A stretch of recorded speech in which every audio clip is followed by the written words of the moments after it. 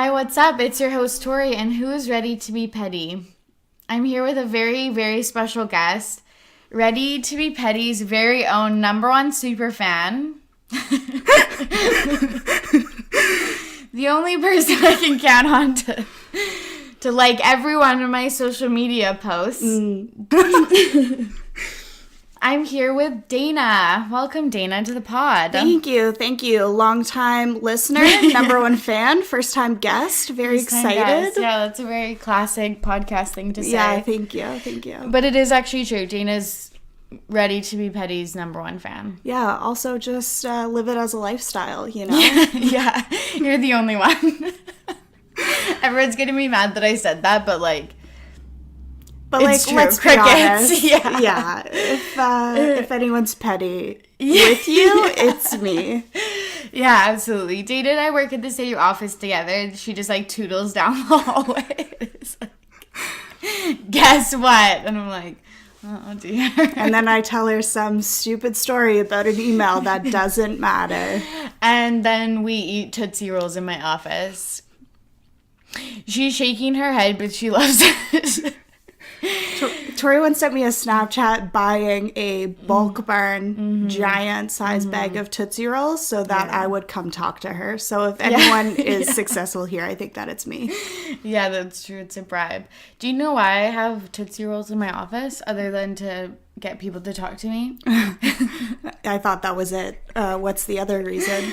Well, it's actually nostalgic. In Washington, where my auntie lives and where my mom's side of the family is from, there are these coffee stands. I don't know if you know what I'm talking about, but in parking lots. No, I'm not familiar. No, okay, I'll Google them for you afterwards. But it's they're these tiny little huts in strip mall parking lots or grocery store parking lots that are it's just the barista and then the coffee machine in a little cute hut. And they usually have funny names. Like in a film. Is that in a film? I feel like it's in movies and stuff. They're outside and it's just coffee. And it's a little drive-through and... But you're walking. No. Oh, it's for cars. Yeah. Okay, I think you can walk through too. I'm talking about something else for sure then. That's okay, but it's super cute. And when we were kids, there was this one by my aunt's house that we would always go to, and then my parents would get coffee. We were obviously too young for coffee. Is there such thing as too young for coffee? Literally. Yeah, there is. Just to be clear, in a health sense, not in an emotional sense. Yeah. But there's they would give you a little chocolate-covered coffee bean on the top of your latte. And then for the kids, they would give Tootsie Rolls. That's so cute. Shout out to that Bothell coffee stand that probably doesn't exist anymore. How much do I love a chocolate-covered coffee bean, I know. They should put those on the top of all coffees everywhere. I know. And we thought it was so personal that we would go there all the time. So then whenever I see Tootsie Rolls, it reminds me of summers in Washington, my auntie going through that little coffee stand. Well, now Tootsie Rolls always make me think of you. Oh, that's so nice. What a fun association that I'll carry with me forever when I leave this place. Yeah. Like death? Yes, when I enter the next plane. Oh, no. She refers to just moving to another city in Canada? Yeah, just to be clear. I do. I am moving. I am not dying. Yeah. Okay, good. Just to clarify, because the listeners are already emotionally attached to you. Right. I'm okay. Thank you for inquiring. I plan to live a long life. I'll keep you posted if that changes. Or I'll keep you posted. Tori will let you know via updates if something happens. Yeah, a special this week in Petty. A breaking news bulletin from the Ready to Be Petty podcast studio. Oh, that's sad to think about. But if there can be joy that comes of my passing, that's all that I can ask for. Oh my God, Dana. Oh my God. Anyways. Dark. Very dark. So Dana and I, again, we are colleagues. But also friends. Yeah. I think it's interesting that you painted that second. They're definitely colleagues first, then friends. Please do not switch them. People are going to be like, A, what office do you work in that you're friends with all your colleagues? ... Not all. And then it'll be like, B, why do you only have work friends? Yeah, good cue. Yeah, and I'll be like, yeah. You don't. You also have your sisters. Yeah, family members. And Champ, you know, call back to previous episodes. Episode 4, I think. Yeah, no, that's true. Yeah, well, I think that's actually something that I wanted to talk on the pod about, not this episode in particular, but... I mean, bring it up if you want to. Just making friends when you're out of university. Shit is hard. Shit is so hard. It's so hard. I got a second job. I was just going to say. I got a second job serving at a restaurant in an attempt to make friends. And the girls that work there are so great and actually have become really close friends of mine. Yeah, so it was successful. Yeah, but frequently I'm like, oh, I just work here because I wanted to make friends. And they're like, but Dana, why do you still work here? This place is awful. And you've already made the friends. That's actually something to consider. It's a good cue. I mean, I have quit due to the impending move.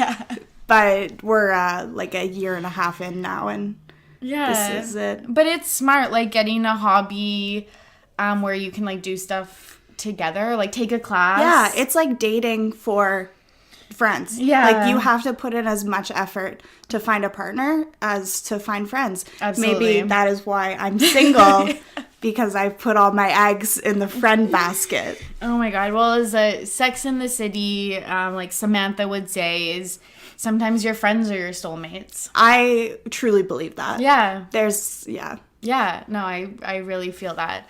I think that it's interesting, like, have you ever, like, the apps, have you ever considered going on, like, Bumble, BFF, or something like that? Yeah, I have been on the apps. Oh my God. I did do Bumble BFF for a bit, but it just felt, okay, and this is my struggle, I think, with dating apps in general, is it feels so artificial. Yeah. And I struggle so much with that because I think that my personality comes across best in person. Same. Here's a fun fact for you. Yeah. Every single job I've interviewed for in person, I've been successful for. Phone interviews, I'm about like 1 in 100 probably. No, I'm the same. Yeah. Also, I think that my patience might be low sometimes for the silly things that men say on the internet. Yeah, absolutely. Like, I've never been on an app for dating or for friends because my relationship predates Tinder. Bless your soul. You're one of the lucky ones. Right? But, like, the thing is I don't think that I could do it either. It doesn't seem like it's for me. I don't think so. I think, and this might be a little deep, but I think the value of our work is in human interaction. Yeah. And I think that's where we excel. And I think because we place such a high emphasis on it in our work lives, it transfers into our personal lives. And that face-to-face, like, building those relationships with people is just imperative. Yeah. And not that I am knocking dating apps at all, because I have seen so many people find me on Bumble BFF next week. Like, and who knows how quickly we'll switch this opinion, because we often do that. What? Dana was saying before we started the pre-show chatter, she was saying about how we often are like, I'm not going to give this topic or this, like, news story any of my breath, any thought, or anything like that. And then, like, 20 minutes later, we're, like, still discussing that, like, singular issue. We do this too often, I think. It's because we hype each other up. We 100% hype each other up. Like, if I'm at a 100, I can get dated to a 100 in, like, 30 seconds. I think it's because our working styles are so similar. Yeah. And, like, our personalities are pretty similar. Yeah. So we get fired up about the same stuff. Yeah. But if I've already like, taken the time to be like, I'm not going to get fired up about it. Tori's right. Like, she can get me to 100 instantaneously. Yeah, we use a lot of, like, hand gestures, and our voices, like, we scream talk, or, like, shout talk. We do shout talk. And we shout whisper. We do shout whisper. Absolutely, we do. We were doing that yesterday. I know. We're great people. We're good. We're great to have in your corner. Yes. We're very loyal. Yeah. We're if you loyal. deserve it. Yeah, I've been described as a hype person by Courtney, who was on episode 10, I Absolutely. believe. Yeah. And I often, like, I'm not just verbal when I'm hyping you up. I'm often giving, like, a fist bump as well. Which she's currently doing. Yeah, and sometimes it even includes a snap. I hope you can hear that, because I'm bad at snapping. But it's like this, like, you know when you give snaps to people for, like, credit? You probably don't, because I feel like that's only, like, speakeasy or, like, a res life thing. People don't do that. I didn't learn that. I worked in res life on the east coast of Canada and then moved to the west coast, and the snapping thing was brand new to me. I didn't know that. Yeah. The regional differences between res life programs. Yeah. That's very interesting. But yeah, you are absolutely the original hype girl. Yeah, I appreciate that. I just want people to do their best and succeed in life. Is that too much to ask for? I mean, I think that's very kind of you. I think that's very genuine. It's my bleeding heart. This is what Dana and I differ. Yeah. I'm just kidding. No. She's not wrong, friends. Courtney frequently describes me as kind but not nice. Which I think is accurate. Yeah. Like, I care a lot about the people in my life. Absolutely. And will do anything. Yeah. But I'm not nice. Like, I will tell it how it is. Yeah. You have some hard feedback? Like, sign me up. Bring it on. Yeah, and that's where we differ. I beat around the bush, like, oh my God. And this is why I have a podcast, because I hold grudges for years because I don't verbalize it. And then it comes out on an episode of the pod when it was, like, something that happened 10 years ago. I also hold grudges for a while. But I'm fairly vocal about them, I think, is also where we differ. Well, I'm passive aggressive. Yeah, we both hold years-long grudges. Yeah. Dana, one time, like, this was like a year ago, she was like, you know how you have, like, an arch nemesis in res life? And I was like, yeah, like, you do not need to say anything more. But we were talking about this the other day too, about how these people don't know that they're our arch nemesis. This is something a narrative we've created on our own. Like a fake story. Yeah, which again is like... With real feelings though, let me tell you. Yeah, real feelings that still hold very true today, but like... It absolutely is fake narratives, just like how I'm, like, a famous podcast host. I think that's true, though. Right. Did you not see all the people that came to the pre-show VIP chat? If I hosted a live show, which one day maybe I will, it'll just be... First in line. I'll buy all the tickets. It'll be Dana and then, like, the people I have to force to come, like, my boyfriend... my other friends, my family members. Yeah. No, I'm just kidding. They're my number one supporters. We've chatted about this a lot, about...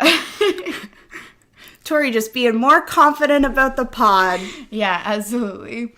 One story, since you guys know that we work at a university, one story that has not blown our minds this week. No. Like, the absolute opposite is the Lori Loughlin and Olivia Jade... and Felicity Huffman and whoever her kids are. Don't care. Scandal with university admissions in, it was the U.S., but there was some Canadian colleges as well, I think. Oh, interesting. I did not hear that. Yeah, or at least some Canadian people bribing U.S. Universities and colleges. So if you guys don't know, the Aunt Becky character from Full House and the now canceled spin-off Fuller House Lori Loughlin, which I thought her last name was like Lowlin or something like that. But I knew that it was Loughlin. I have such troubles pronouncing words. Why is there a G in there? I don't know. What is that from? I don't know. It's probably Irish. Yeah. St. Patrick's Day is tomorrow. Yeah.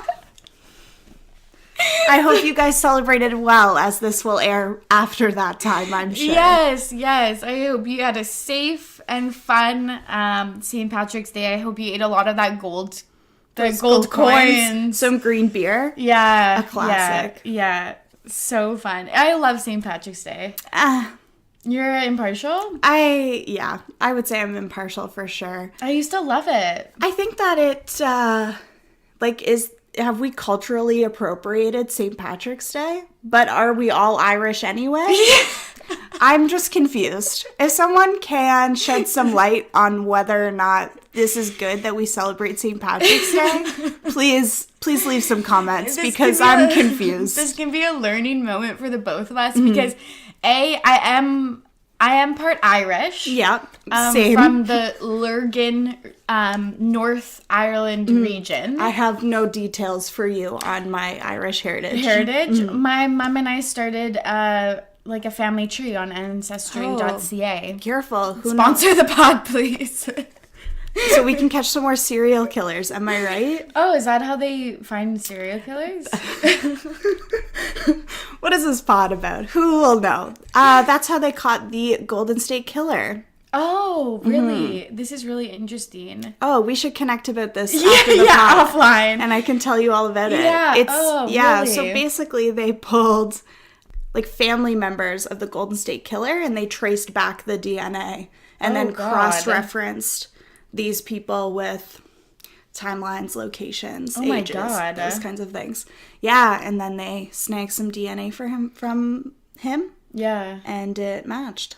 So if I'm building, like if I have a serial killer in my family and I'm building this inventory in my family, I should stop. Well, I guess it depends on if you want to protect your serial killer family member.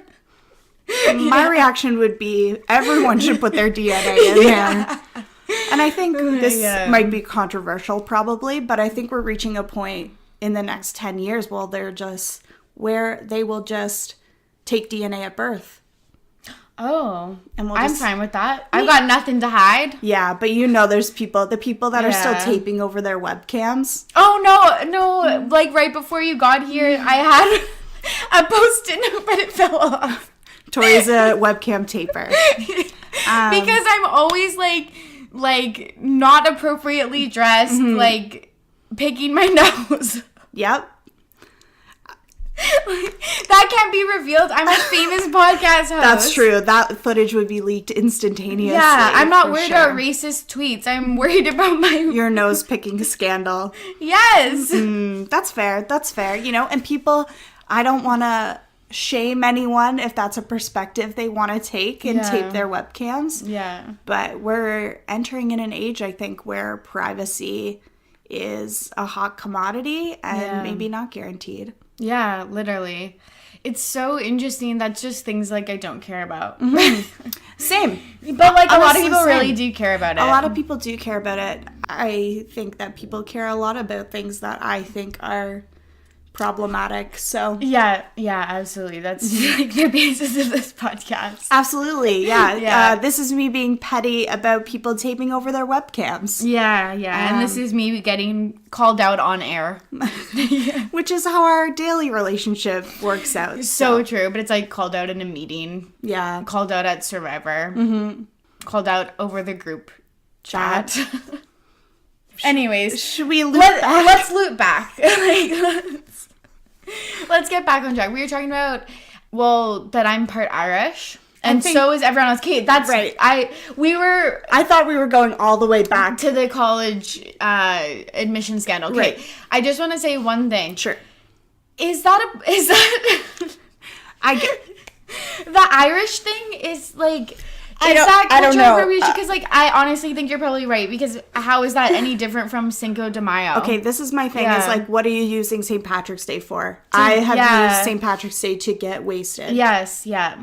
That's the only... And, like, wear green and put on, like, a really bad accent. Yeah. Yeah, and eat those gold coins. Yeah, and drink that green beer. Yeah. So... Yeah, and wear, like, Mardi Gras beads, but they're just green. No, I can't relate. No, I can absolutely relate. Okay, I was shaking my head due to the fact that the more we talk about it, the more I am concerned. And judging yourself. Yeah, and also, others. Yeah, I had some memories come up on Facebook of... Same. Making t-shirts. Yeah, in first year. Yeah. And wearing, like... little shamrock headbands and a stuff little like that. shamrock temp tattoo. Yeah. Like left like a burn mark on your face. What's in those? Again, if anyone has any information about this, please. Yeah, like it's literally like the worst adhesive, and like it's like everything I did in high school and university was just bad for me. Just like you bad. Bad. We made it out. We did, but barely. Anyways, back to the university admission scandal. Why I wasn't shocked is because I just thought that this happened in the real world. Yeah. I think it's confusing because we watch celebrities give money to schools all the time. Yeah. Like millions of dollars. But what we're talking about is, I guess it's the difference between a donation and then your kid magically gets in to bribing people and photoshopping photos of them on a sports team. Yeah, like if I could Photoshop myself into crew rowing pictures, like I would be stoked. Like I would be like, that's a dream, honestly. That's the dream. To be athletic.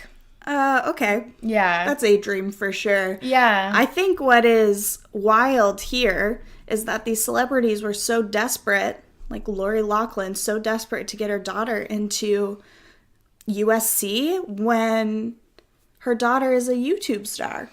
And an Instagram influencer. Again, what more do you need in life? I'm JK because that seems like can I Photoshop myself into that life? That's the dream for me. No, I think it's like if you wanted to go to university, that's great, but you should go. I think it's always so funny because people always want to get into like a top tier university, but it's like if you don't have the grades and the work ethic, it's like you don't get to go then. You don't get to go there, and also you're gonna fail. Like you're not gonna succeed once you're there. Well, what's her, Olivia Jade? Yeah. Olivia Jade skipped the first week of classes so that she could go to Fiji. Yeah, and Dana told me that, and I was like, oh, are you referring to the Hollister sponsored Fiji trip that a bunch of the YouTubers that I watch went on? Like, oh, yes, you are. If you have a career, then why now also? Yeah. Because it's like, if you have a career, but you don't want to close the door on other opportunities, why not ride out your Instagram influencer, YouTube star days, like get that Sephora makeup collection money and go to university when you're like 30. Or it's like hire an investment manager, invest your money, never work again. Yeah. Buy a university. You buy your own college degree later on. Yeah. Leave your mom out of it. Is that still a felony? Oh, right. Yeah. And this is a conversation we have all the time, too, as students, is university the choice for you? Absolutely. Does this make sense? Yeah.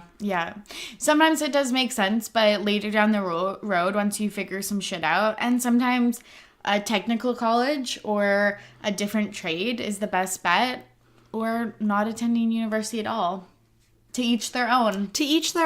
You know, everyone's journey is different, but I think there's a lot of news reports coming out, too, about these parents that were bragging about their kids' accomplishments and how successful they are and these kinds of things. And it's like, I'm not a parent, so I'm not going to preach on parenting because they seem to not like that for some reason. Like I've got some thoughts, but I won't share them. Having interacted with, at this point, probably thousands of first-year university students that have come from both good and bad parents. Yeah. Just support your kids. Yeah, in whatever they do. Yeah. It doesn't help them if you are pushing. So it's like those teen movies where the dad is pushing the son to play college it's ball. Like, let Troy Bolton Yes. sing in the musical. Yeah. Let Chad Michael Murray. Yeah, in a Cinderella story, Austin Ames. Go to Princeton. Go to fucking Princeton. And not buy his way in there. Right? Yeah.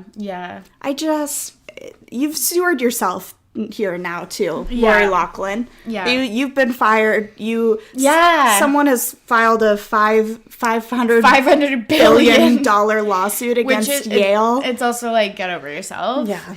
I think it's like now you have no university and no like celebrity career. Yeah, all of her Instagram sponsors have been pulled. Yeah. Also possible like impending jail time. Ah. Yeah. It's stressful. And sometimes you make a decision and you think you're helping someone or you think it's a good choice or you're trying to bail somebody out of a problem. Yeah. But you're really you've dug a hole that now you're going to have to live in. Yeah, absolutely. Yeah. It's just interesting because, I always just thought this type of stuff happened, but I don't know, it's just like, the rich getting richer, the rich getting more successful, but it's like, here's some taste of your own medicine. Mm-hmm. And I think this is something we see systemically too, is people are like, oh, look at them and their accomplishments. Like, they're not just rich. Like, they didn't get this because they were rich. Like, they worked hard. And you're perpetuating this fake ideal that isn't of possible. Success. Yeah, absolutely. Then you have people that don't have access to equal opportunities. Just view the superficial photos or videos that someone like Olivia Jade would post and be like, wow, she has it all. Riches, success, and she got into, like, she must be hardworking because she got into a university. And then people strive to do all of those things. Mm-hmm. The people that they're telling to pull themselves up by their bootstraps have studied and gotten the grades and can't get into these schools because spots are going to other people. Yeah. And the people like, wow, that girl has it all. Or did she buy it all? Mm-hmm. Yeah. I would argue at this point that, yes, she did. Okay, this was like another thing. This is like really judgmental, but that won't stop me from saying it. I mean, what's new? But I didn't know that Lori Loughlin and Felicity Huffman were like rich enough or successful enough to do something like this. To be honest with you, I did not watch Full House or Fuller House. Neither. I know Lori Loughlin from when she played the mom on the 90210 reboot. Yeah, duh. And I thought Annie's that mom. she was, absolutely, and Dixon. Yeah. I thought that she was a B-list actor. Same. Well, isn't she though? Like, who's to say? Me? I would say yes, but I think you're absolutely right. Where is this money coming from? Yeah, because it was $500,000. It's like, girl, you could just hire a tutor to help her get into a regular school. Yeah. Olivia Jade has frequently commented that she doesn't even want to be at university. Yeah. And it's just sad when those opportunities could go to other people. I know. And I think that's another thing is like really listening to when people are like, I don't want to go to school and stuff like that. Just give it some time. Mm-hmm. People don't have to go right away once they've graduated high school. Like, they can take some time off, figure out what they want to do, and they'll be much more successful and way more studious. Life is long. Yeah. You know, there's lots of time to do these things, to go to these schools, to make these decisions. Don't dig yourself into jail time. Yeah. To send your kid to university. Do you just think the mom will go to jail possibly, or do you think the child will also go to jail? I guess it depends.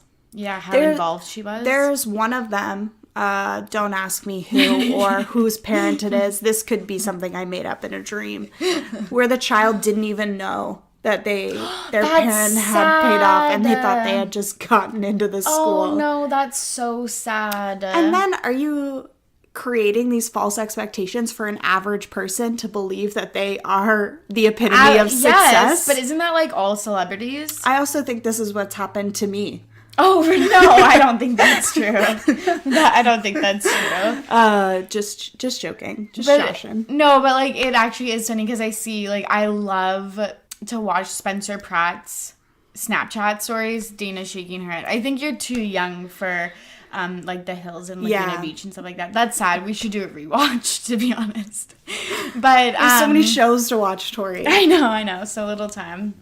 Which is a great Mary-Kate and Ashley show. Have seen. Yeah, very, very good. Yeah, Heidi and Spencer have some questionable parenting tactics, but they like pump their kid up so much, and I'm like, he's literally just taking like a sip out of a water bottle or like going down a slide. And not that you can't like pump your kid up. I should cut this out of the podcast. No, I'm shaking my head. You're the best. Because I absolutely agree with you. Yeah. I'm like cringing. Yeah. And again, Torry and I are not parents, so we are not taking a hard stance on parenting. But we've seen successful people enter university, and we've seen unsuccessful people enter university. And I think that's where we've created a lot of these perceptions about parenting. But there has to be balance, I think, in any relationship that you have. Like an equal balance between building someone up and bringing them back to reality. Yeah, like the Queer Eye folks. Like or the like Fab Five does that. Like what I do for you on a daily basis. Yeah, brings me up with the pod, cuts me right back down. Like, absolutely, yeah. And I just think that in 10 years, we might have a podcast, and it's episode 322, and we are apologizing to the listeners. Yeah, that's the thing too, I think, is if you have found anything alarming in what Torry and I have said, we are always willing to learn. So yeah. There's been a lot of learning moments in this podcast. I already feel better. Wow, I'm so proud of you. Yeah, so we're university professionals, if you couldn't tell, and we were not surprised about the university admission scandal. More confused than anything, yeah. Yeah, but we'll keep you posted on if there's any interesting updates. Another thing that Dana and I frequently talk about is our love for Below Deck. Oh my God. Specifically Below Deck Mediterranean. And if you didn't get my spot on South African accent of Below Deck, I apologize. You're clearly not is there like a Below Deck fandom? Like, are we deckies or like... Oh my God, I love Yeah. Yachties? Yeah. Well, yachties are what they are. Yeah. I think we could call ourselves deckies. If you're a decky, hit us up.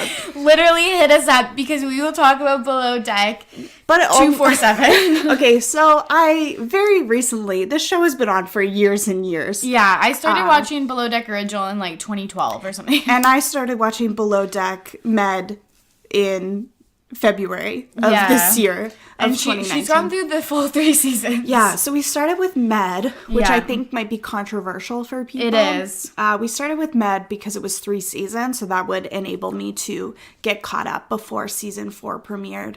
And I also really liked it, but we're starting Below Deck Original probably this weekend. Good. So it is so good. For those of you who don't know, it's a Bravo TV show. There's Below Deck Original, which usually films in the Caribbean. Do you say Caribbean or Caribbean? I say Caribbean. Okay, in the Caribbean. Unless it's Pirates of the Caribbean, and then I will say Caribbean. Okay, interesting. Okay. So they film in the Caribbean, and then they had a spin-off TV show, obviously in the Mediterranean. So it's about a crew working on a gorgeous multi-million-dollar yacht, and it's just kind of what their lives are. So it's interacting with guests, what their kind of tasks are, and all the drama that ensues. It's beautiful vistas. Yeah. Like, spectacular. It's all that you could want in a TV show. Absolutely, yeah. So they live, work, and play, if you will, on this yacht. Yeah, and I think that's why we relate to it so much, because there's an element of our work that we do in it, with the living, working, and playing. Dana shaking her head. I'm like confused. I think that you're right. There are some aspects we do like relate where we work. I think that's probably about where in the lack of sleep. The Below Deck crew sleeps very little, as do we. And that's probably, I think, where the comparison ends. Probably. The Below Deck crew does a lot of relationship building between themselves. Yep. They hook up. Yeah. They fight. We mostly watch TV and lay down. Yeah, and eat food. There's very little fighting. There's very little drama that focuses around our relationships. Yeah, but so we watch it on the TV. And the characters, it's like, how did they find these people that are like deckhands or stewardesses or stewards or stewards? We'll just call them stews. Stews, the gender neutral term for stews. And it's like, how did they find these crazy people? And how annoyed are the other deckhands the other yachties that are working on the boat but not on the TV show? Okay, in Below Deck Med, there are a number of Greek, in the first season, I guess, a number of Greek people that work on the boat as like the engineer, and you know, they do the real work. Yeah, the boat I would work. argue. Yeah. And they do this thing where they'll introduce them in the first episode and then you never see them again. Yeah. And it's like they're just behind the scenes while they're like arguing and like out drinking. They're probably like wiping down the boat. I don't know, doing all the boat work. I'm trying to like think of all the terms I've learned for all the boat stuff, but nothing's coming to me and I just sound like a dummy. I don't know how many boat terms I've learned. Well, like bosun. Yeah, that's anchor. Okay, sure, yeah. When the anchor goes back up to the boat and they say, the anchor's in the pocket. Yeah, I love that. Or they're like three shackles. Yeah. The number of shackles that you need to put in the water for the anchor. Yeah, and they're like color coded. Like green is like good, and then all of a sudden it's like orange when it's like getting too low. Yeah. And then red when you need to stop. And Bobby made that mistake once. Oh, I have so many things to say about Bobby. Yeah, there's this really interesting cast because there's always a cook. And then the chief... A chef, sorry, yeah. I'm so sorry. Adam, Ben, like, don't at me. I forget, there was a few other ones on Below Deck, but, like, not memorable enough. Yeah. There's chefs, and then there's, like, the chief stew, the second stew, the third stew. And they do, like, guest service. Yeah, they do the interior of the boat. And it's just so funny watching them interact and blow up on each other. And there's this, the chief stew in Below Deck Med is Hannah. And she is honestly good at her job. She is. And that is probably a controversial opinion because she gets a lot of hate on the internet for being the villain. But here's the thing. Here's my real take on this. Yes. I think that Hannah came onto the first season of that show and was just who Hannah is, which I think is she would do great on Ready to Be Petty, I think. Yes, absolutely. Hannah, call us. Yeah, Hannah lives for the drama, which I think is absolutely fine. She's also a really hard worker. She's super hard worker, especially in the first season. Yeah. And then I think that the internet painted her as a character. And I think we see this a lot in all reality television shows, where the first season of the show, you get a really genuine or as genuine as you get on reality television. Like representation. Yeah, like very authentic. And then once we see the internet response and people's response to viewing that, Hannah was painted as the villain and then has, in my opinion, morphed a little bit to... Yeah, like played into it. Yeah, because... I would imagine that would hurt your feelings a little bit. Yeah, and I think that she realizes that if she continues this, like, she's, like, the star of the show now. She absolutely is. She's the only cast member that's been on all 4 seasons, including the 4th one coming up. And I think that she's been like, okay, well, this is my character, and everyone loves this. Like, I'm going full send. Yeah.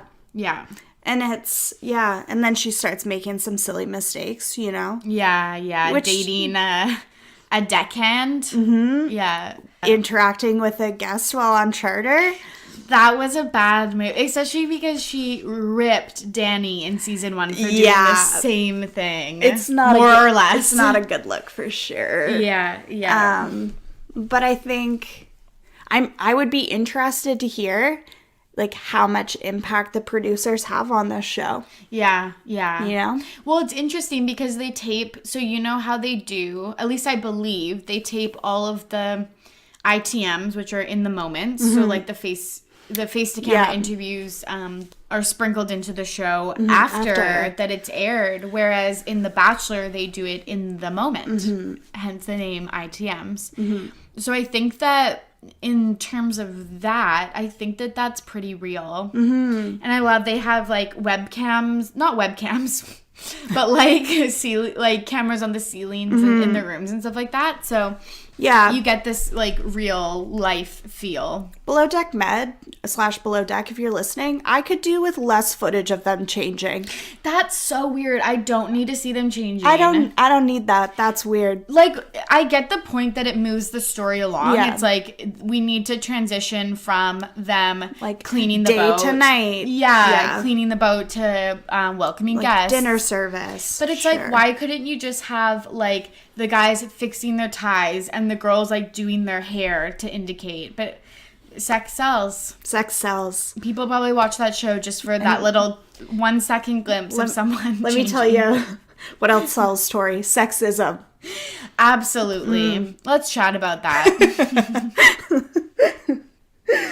Well, on this show, it's rampant. It's rampant for sure. Yeah. I also think there's a couple characters that are a good foil for each other. Yes. So in the first couple seasons, we have Bobby. Bobby's from some small town in the States.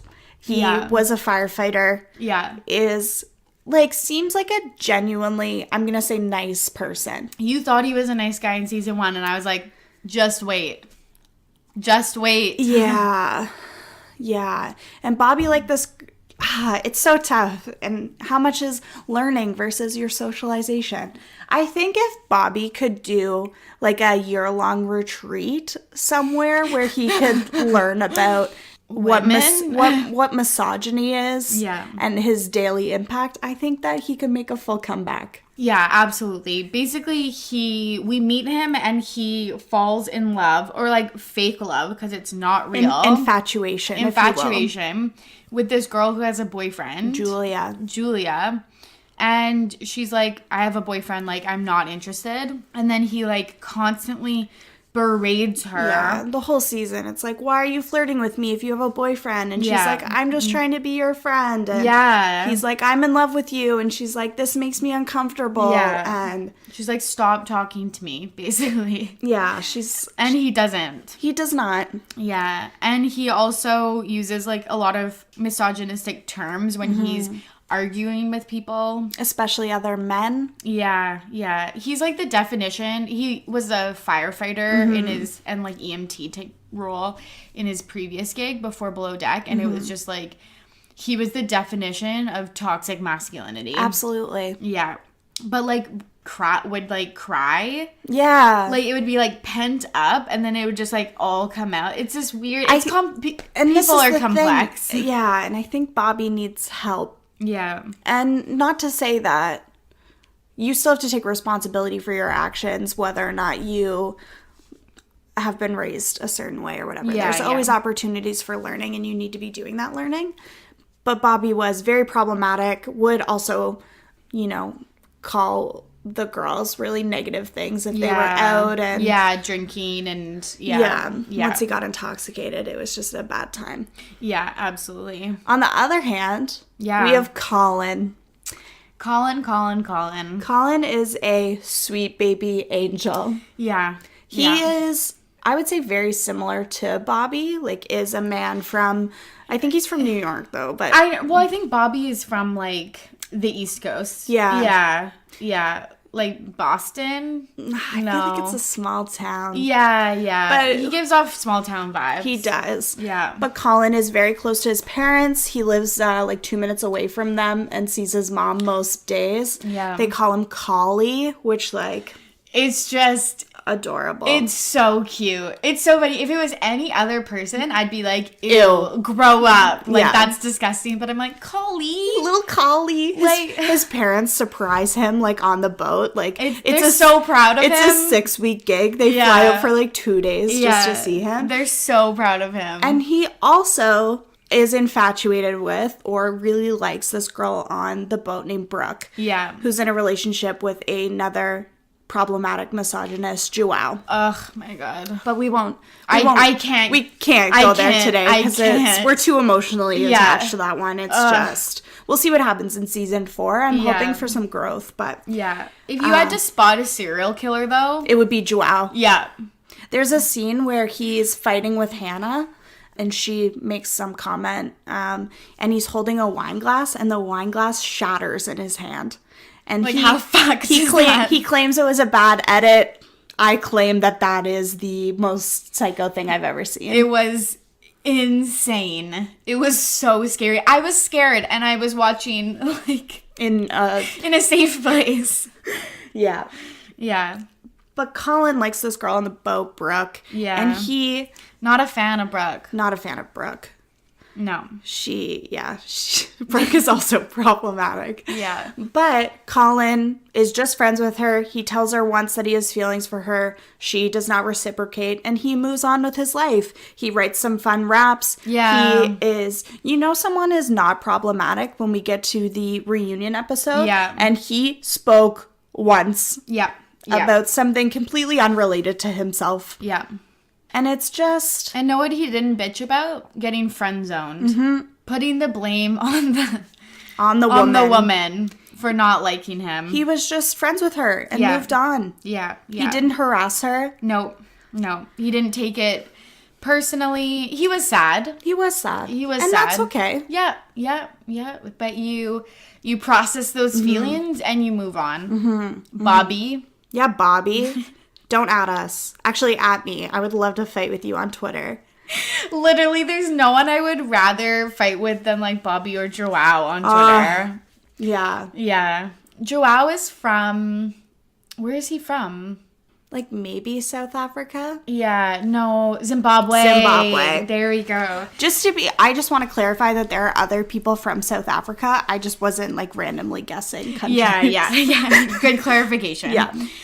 He's from Zimbabwe, and it's very, very interesting how the same issues, like, he has the same issues as someone who grew up in the U.S. Mm-hmm. Like, it's just prevalent. It's universal. Yeah, there's 2 girls on the 3rd season that he's interested in romantically, Brooke and Casey. And he flirts with them all up until the point where he just kisses one of them. Yeah. And he's like, okay, well, this is the one I'm dating. Yeah. And then continues to flirt with Casey. Yeah. Tells her at one point that if Brooke hadn't sat down and he hadn't kissed her, it would have been her that he was dating. That was bad. Don't you know that this is filmed? Yeah. Joao? But it's like, he had no concept. During the reunion, he kept saying, I didn't know that I was playing a game. I didn't realize that I was playing a game with them. And it's like... That's literally playing games 101. Like, you are the worst. Yeah. Like, how dare you sit there and tell those girls to their faces that you didn't know you were playing a game? I think the most annoying part also is that he's so much older than them. Mm-hmm. So it's like, you should know better. Yeah, he did this bit where he, like, stormed off during the reunion and was like, I'm sad. And it's like, never come back. Fuck you. Literally never come back. I think he's billed for season 4. And now he, will be back for season 4. I'm hoping for some serious, like, a nice character arc. Maybe he's learned something. Adam improved so much from season 2 to season 3. Yep. That's true. So I'm just praying that there was some learning and growth. Yeah, we're holding out the tiniest little bit of hope for you, Joao. But yeah, tune into Below Deck Med season 4. Please do. It's actually, I think it's like a runaway hit. I think it's one of those, like, I don't know, it's not cult classic, but it's like one of those TV shows that isn't like one of the most famous ones, but like does really well. Like has a really like loyal following. Yeah, I would agree with you for sure. Like Brooklyn Nine-Nine or something. Sign me up. Yeah. I also like don't watch a lot of reality television. It's not where I have a couple like niche shows that they're not niche. You don't consider like Guys Grocery Games or anything reality TV? No, those are game shows. I guess so. If you would like some good Food Network shows, Guys Grocery Games, 10 out of 10. Yeah. Beat Bobby Flay, excellent content. But yeah, I would consider those more game shows than I would It's like some of them are like a mixture. Like Dana and I watch Survivor. And that's like, I think, a mixture of reality TV and game show. I would agree with you. Because it's like, it is a game show, kind of like Big Brother. But like, really what a lot of people tune in for is like the like interpersonal relationships or like the reality TV aspect of it. And like, how much do their interpersonal relationships relate back to the game? Well, that's the thing, is that they're so intertwined, which people only realized like a handful of years ago. Yeah, sillies. It's so weird about how, so Survivor is on season 38, and that's so wild. I just thinking about like it how premiered what, summer of 2000? This would end one, I think. Yeah. It was either 2000 or 2001. Either way, eons ago. Our first year students this year were born in 2000. Wow. When you put it that way. Well, I think it's like the game was pretty, like there was the 10s, the 20s, and the 30s. It's like people didn't realize how much their relationships or their social game impacted. You should have been on the earlier seasons. You would have done so well. Do you why? Because on the earlier ones? You have such a good, you would have been ahead of the curve with the relationship building. I always think that, but I'm like, or do I steal these genius thoughts from other people? Oh. Yeah. I don't think so. I think you're pretty genius on your own, Torry. Thank you. Wait till she, cuts me down. I know. In 5 minutes. Can we edit this out? Yeah. I don't know. I think that it's like, it's really interesting because then I think in the last, like, I would say maybe from 27 on to 38 in Survivor seasons, it's just advanced so much. Like, it's just, it was like light years, whereas the first, like, 10, 20 seasons were pretty, not static in gameplay, but really focused on strategy or survival and competitions. And then it's really moved into social strategy, which is something that really interests me because again, that's the little slice of life that you see out on the island. Absolutely. Yeah. So I think there's 3 categories of reality television. Yeah. It's like game shows. Yeah. Reality/game shows. Yeah. Your Survivors and your Big Brothers. Yeah. And then straight reality television. Which is like the Real Housewives. Keeping Up with the Kardashians. Yeah. I agree wholeheartedly. Yeah. And I don't watch a lot of just straight reality television, but I love Below Deck more than words could possibly describe. I know. It's so good. And it's so addictive. And it's just like, it's fun and it's light and it has that aspect of like travel porn. Absolutely, yeah. It like gives you a window into both the lives of yachties, which I think are really interesting, but also these guests that are renting these boats, these multi-millionaires that can afford to rent a mega yacht in the Mediterranean, and it's so interesting. No, it's fascinating. It's something that I hope that more people get into. Me too. Yeah. I've been preaching the good word of Below Deck, so here are my 2 new things. Below Deck, this podcast. Yeah, absolutely. These are the only things I talk about. Equal in production value. I would agree. Equal in entertainment. Yeah. Equal in interesting participants. Do you think I should become the villain of the Ready to Be Petty podcast empire? Sign me up. Oh my god, that's so funny. Right now we currently don't have a villain. Unless I'm the villain and I just don't know it. No. That's the worst type of villain on reality TV. Absolutely. Yeah. Who knows? Who knows? Our group of friends all watch Survivor on Wednesday nights together. Yeah, there's 5 of us, sometimes 6. Yeah. It's really fun because people watch it for different reasons. It's another really good, like, all-around good show because you have the survival aspect, the competition aspect, the game aspect. What else? I don't know. It's just interesting. Yeah, some people just come for the friends. So we do this thing before we watch the episode where we'll cook dinner together, which is really nice too. It's so nice. We'll pick something new every week. So this week we made tacos for dinner. So we had chicken tacos and beef tacos. Yeah. Lots of toppings. Yeah. It's so fancy because we both live alone. And it's really hard to cook like nice substantial meals when you're just by yourself. Yeah, and I think Torry and I both like cooking, so it's nice to be able we do cook for other people. Yeah, like I love to be able to like cook for someone else. And, like, serve a meal. Yeah, that's so true. It's really fun. 10 out of 10 would recommend. Yeah, it's so great. It doesn't have to be Survivor. If you could just like pick a show you wanted to watch with your friends. Yeah, go on Bumble BFF and like hooks. It's so nice. Hooks to new friends. What should we do for dinner next week, do you think? We often do breakfast for dinner. Oh, it's a great one. We make so waffles. good. Torry makes a great like fruit compote. We do bacon. We should do sausage. It's so good, you guys. Is watering. I know, same. I'll edit. the sound of my mouth. Yeah. Perfect. Yeah. It's so good. I've never hosted it once, to be honest. I hosted a lot at my home. Yeah. I like to host as I like to cook. I also like to be the center of attention, if you're curious. I don't know what that's like. Another thing Torry and I have in common. I've been begging for weeks to be on the pod. That's so funny. Yeah, Dana hosts a lot. And being at her house, like for me, I'm super comfortable. Because I get it. I get the unspoken rules that Dana has. So I have... Unspoken or spoken. They're pretty verbal. Yeah. I don't know if you guys have got the vibe or not, but I like to be pretty transparent.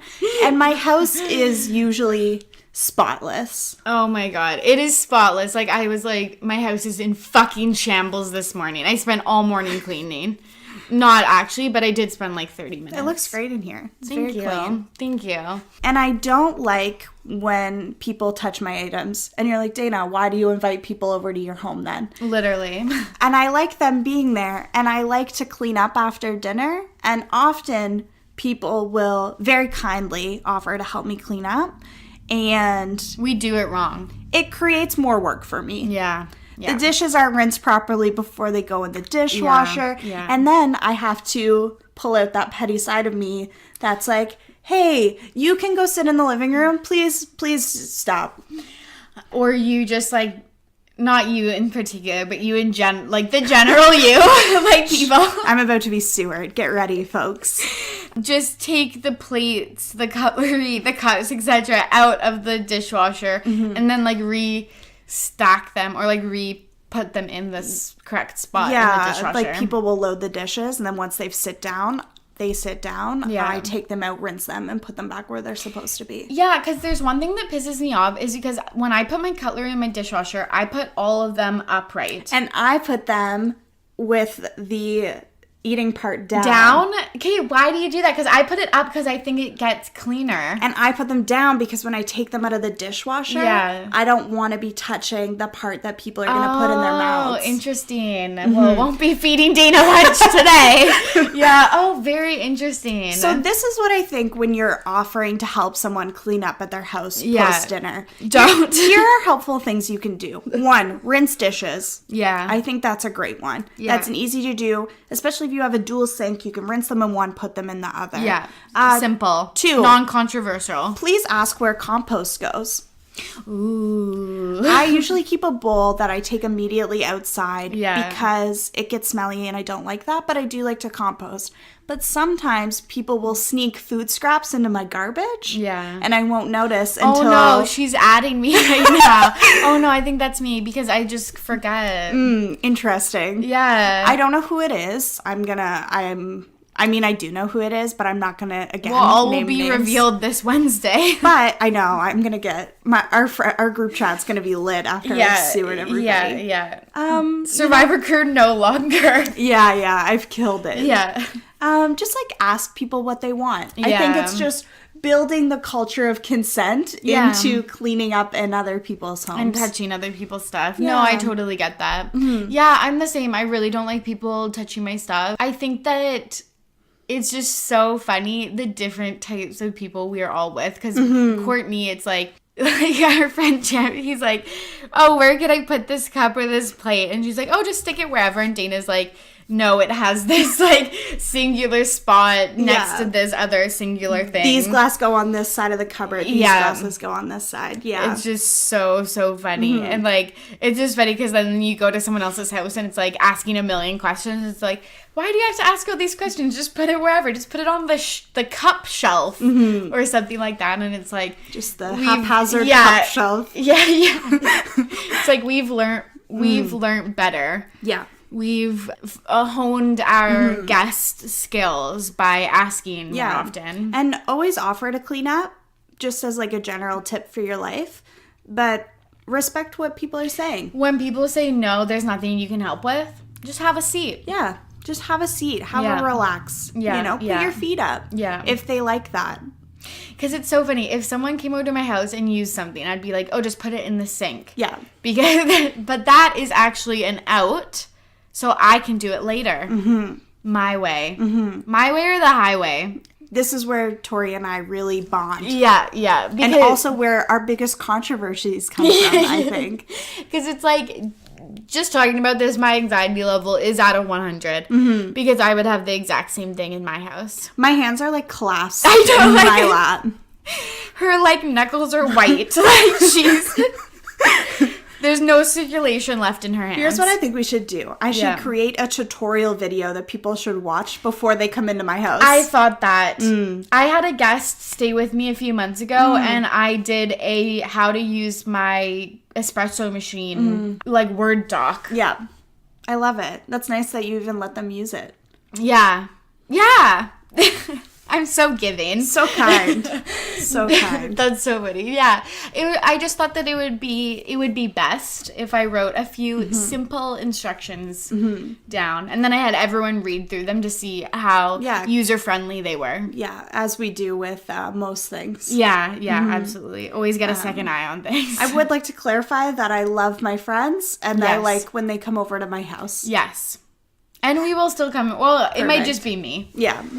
Just Torry. But I'll be there with bells on. No, I think that's, like, too funny. But it's so true. I've never been the type of person to... Yeah, it's like I want people in my space, but then I can't leave when I want to leave. Have you seen the signs? It's like, welcome to the party. Please leave by 9. Yes. Where do we buy those? I know. We should do a bulk order. Because I feel like we have some other friends that we can give those to.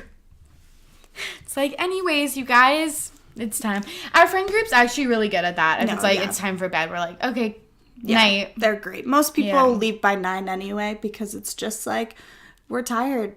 Yeah. We're tired humans. Yeah, absolutely. And it's a Wednesday. It is a Wednesday. It's midweek. We've got things to do. We've got work to go to. Yeah. On Thursday. Yeah, we do. If you guys have a fun recipe that the Survivor crew should try out. Yes, something that has multiple parts that people can purchase. Yeah. Is easy for us to cook on the weekdays. And here there are dietary preferences. Stop. I'm just kidding. I am like... Torry's not kidding, though. I'm not. We had an unexpected guest, an out-of-town guest, join us on Wednesday. Yeah. And afterward, he commented that there was no regular sour cream option. It was just fat-free and lactose-free. And he just thought that that was interesting. No, that is really interesting. It's like... And that's actually so true. It's like... Whenever we're trying to do it, it's like, what meal can we make super healthy that it's like, what meal can we make lactose? Everything has to be peanut free. And then it's like, how can we put all of the mushrooms, onions, tomatoes, like on the side. Any kind of dressing or sauce. Yeah, everything on the side. We once did, a few weeks ago, we did a baked potato bar. That was a hit. If you're looking for a meal, we did pulled chicken on them. Oh my god, that was fire. Oh my gosh, that was so good. Now I'm just getting hungry. I know. But if you have a fun recipe for us, like, hit us up. We would love to recreate it. That'd be some good content for the socials. I know we've asked you to hit us up about a lot of things this ep. I think that it's like a bit that I do because no one replies or says anything except for Dana. Like, she came into my office and she's like, here's the thing about the Jonas Brothers. Like, let me break this down for you. Yeah. And so I think it's just like really funny because I think it's funny personally where I'm like, let me know what you think. No one lets me know what they think. Or it's like, participate. Here's what I want Torry to do, too. Yeah. I want more Insta stories. I want to see Torry's day-to-day life. I know. If that's something you're interested in, also hit us up. Because no one will. Right now, I won't have to do it. Right now, I'm the only one asking for it, and it's not getting a lot of traction. I promise live updates on hot celeb stories and things in pop culture. Honestly, folks, it's really nerve-wracking following. Also, it's just like 99% of the time, I'm makeup-free, acne full out, and I'm in my Cruella de Vil housecoat. And you guys deserve to see the Cruella de Vil housecoat. Do they, though? Absolutely. It is spectacular. It's just like, you know, when you film and you're like, oh, like, it's just the angle, and then you, like, raise it up a little bit, and you're like, it's not the angle. That's what filters are for. Just slap a filter on there. Yeah, that's true. I want more day-to-day Torry life. I will commit. Ooh, spicy. Let's hear it. Yeah, I will. I think I always say A and B. A and B. A is that you get a lot of Snapchat stories. So you do get lots of daily Torry content. Get a lot of daily. About my mustache, how I look like a sickly prince in my bed. How much would you guys want that on the Ready to Be Petty Insta? So much. Yeah, I will also take, mustache removal tips. Always soliciting advice. Just to be clear, Torry doesn't have a mustache. Like, so dramatic. No, yes, I do. I think that's very kind. Like, I actually love that you just said that, but it's because we're in, like, I'm straight up looking at your face, and there is no mustache. No, we're not in a properly lit room. Oh, do I need a magnifying glass? No, we just need, like, more sunlight. Yeah, and a good angle. Anyways. Or bad angles, if you will. Yeah, good point. But I will this week commit to posting a live update or some good Instagram story content. Some funny bits, some BTS of the pod. Maybe we'll send you a snap of Survivor Wednesday, what we're having for dinner. Oh my gosh, that would be so fun. I will definitely do that. One last thing we wanted to chat about is some of the Ready to Be Petty content, which I think you can tell because it's woven into this episode Did a lot. we weave it? Yeah, I think so. Well, weaving has some type of, like, skill and elegance, so maybe weave isn't the type of the word I was looking for, but there was, I don't know, themes that were brought up that I think are really interesting. And this week was the iHeartRadio Music Awards. Halsey won the 2019 L'Oreal Paris Fangirls Award. She had a really interesting speech about fangirl culture that I think is really interesting, and a lot of people ask me about the pod.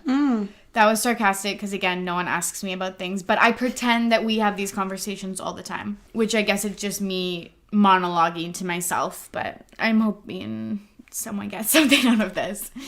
Halsey talked about this interesting concept of a fangirl and how that is used as a negative term often to minimize or demean and diminish the interests of women.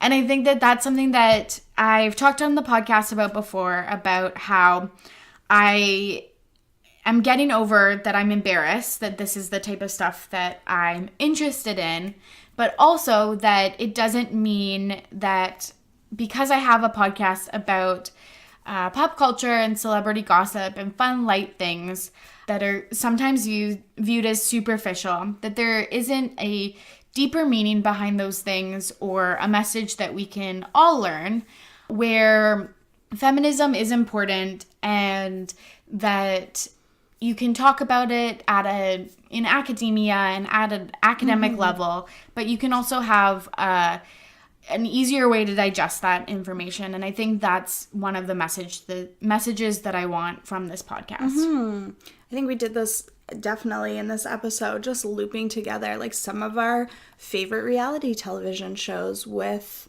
characters that are misogynistic and the impact that has on other people. Yeah, absolutely. And I think that often people will say that you have to be one or the other. Like, you have to be like, you can't like reality TV show if you work at a university or those kind of dichotomies. And like, that's not true. We've learned over time that humans are very complex people, and you can have many layers of that. And just because you engage in something doesn't mean you can't have thoughts or be up to date on what's happening in the world, or being an ally, or just being aware of what your behaviors, how they impact others around you. When Halsey accepted the award, she said, "I think that the word fangirl for a long time has been used in a very derogatory way. I think that if a young woman likes something, then in the eyes of the rest of the world, that makes it stupid, or it makes it unimportant or invalid. But as a former fangirl, and as a person who is lucky enough to have fans of their own, I know that this is very much the opposite." And this loops back to another time that I talked about Harry Styles and his interest in fans, particularly female fans, and how people are quick to write off their interests. But he says that their thoughts are valid, and that why wouldn't we listen to a group of people that is very vocal about what they like and what they don't like. And also in like a business sense, who spend money on a lot of things. Absolutely. So like tapping into that audience. Yeah. But yeah, I think that that is something that I struggle with every day, of wanting to be my best self, an ally to all, and be really cognizant of some of the automatic thoughts that I have that can be hurtful to others, or like learned thoughts that are inappropriate.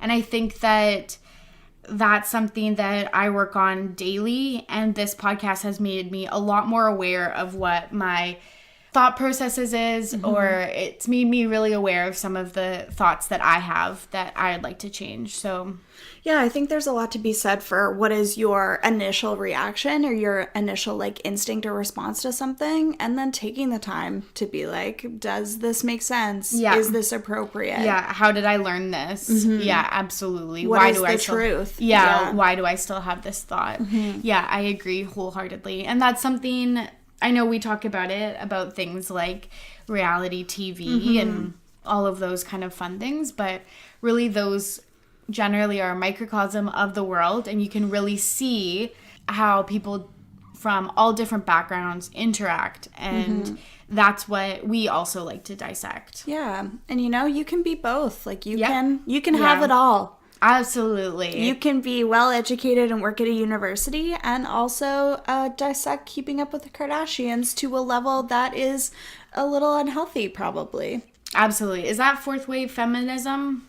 About having it all? I think it is. Okay, let's do it. Anyways, it's been a slice. Thank you so much, Dana, for being on the pod. Yeah, thank you so much for having me. It's been my pleasure. Thank you. You can listen to Ready to be Petty each week on Apple Podcasts, YouTube, Spotify, via your Alexa or your Google Home, and basically every other podcast app out there. You can follow along on social media on Facebook, Twitter, and Instagram at RTBP Podcast. Liking, commenting, and subscribing, and leaving a 5-star rating on iTunes helps the pod find new listeners. And we want to hear from you, as you've heard throughout this entire episode. As always, I'm Torry, and I am ready to be petty. See you soon.